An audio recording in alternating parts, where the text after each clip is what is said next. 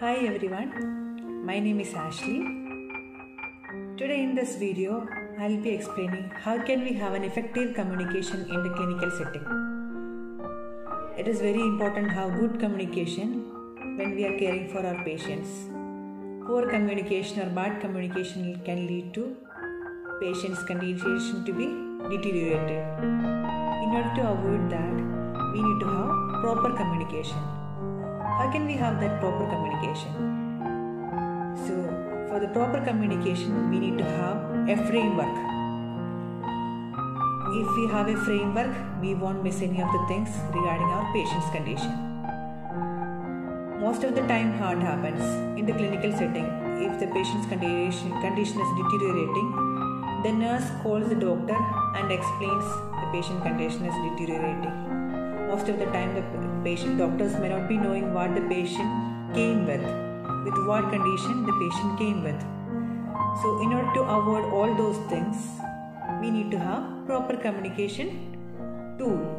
So, one of the proper communication tool which we use commonly in the clinical setting is ISBAR communication tool. So, I'll be explaining what is ISBAR communication tool.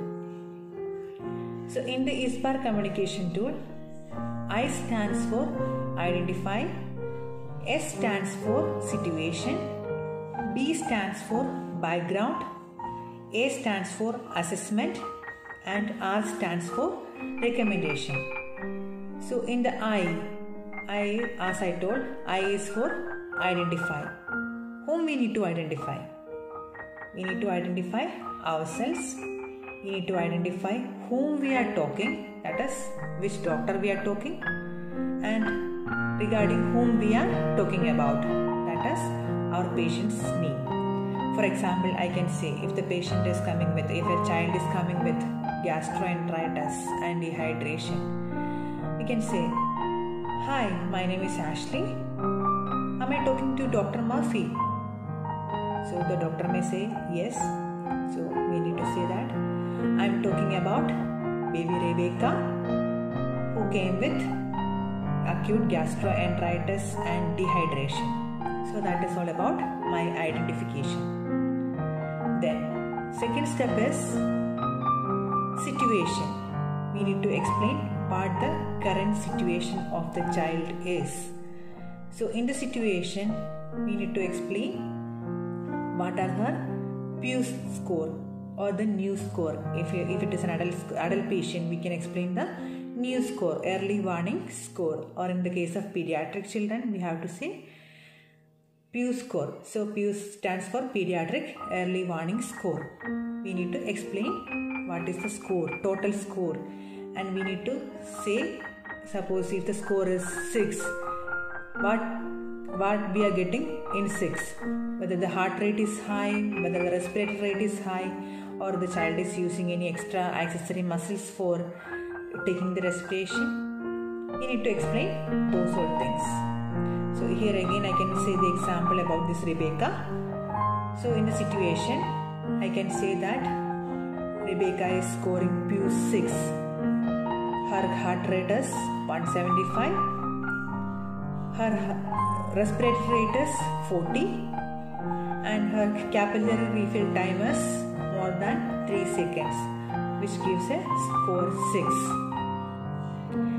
Then the background.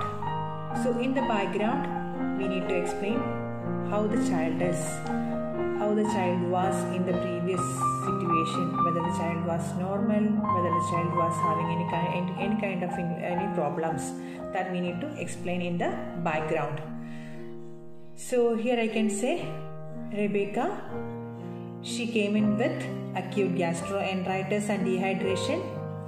She was very well child. She was having IV fluid on maintenance. So that is her background. It is very simple. The next step in ISBAR score is assessment. So in the assessment, we need to explain about our assessment of the child or the patient to the doctor. So here in this case, in Rebecca's case, I can say that Rebecca is PUSing 6. I can say again that thing.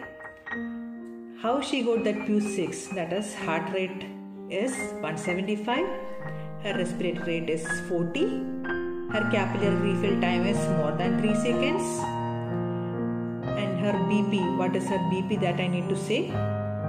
Then again, her peripheries are cool and I feel she is a bit unsettled. That is my assessment. The last step in ISBAR communication tool is recommendation. What am I recommending regarding my patient's condition to the doctor?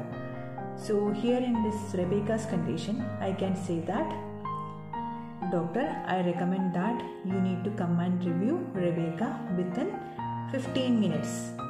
Why I am saying it's 15 minutes? Because we know her condition is deteriorating, with her heart rate is high, with her respiratory rate is high, and her BP is going down. So she needs an urgent review within 15 minutes. And we can ask one more thing, is there anything should I do meantime?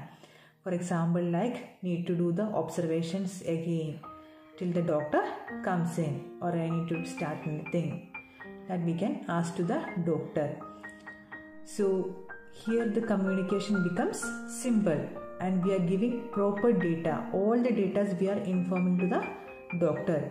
The doctor will be getting clear picture about the patient's condition, how she was or how the patient was in the previous situation, and at the moment how the patient is.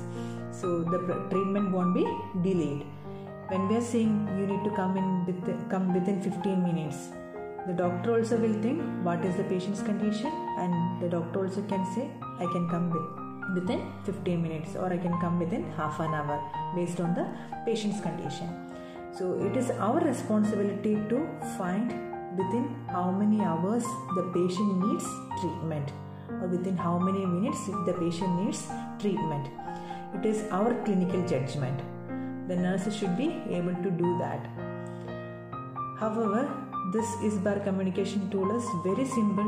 It is used in many of the hospitals, and even those who are not using, I think it can be used, and it will be very helpful for the patients, for the staffs, and for the doctors. For the patients, they get proper treatment. For the nurses, they can have a timely clinical judgment and timely treatment, and same way for the doctors as well.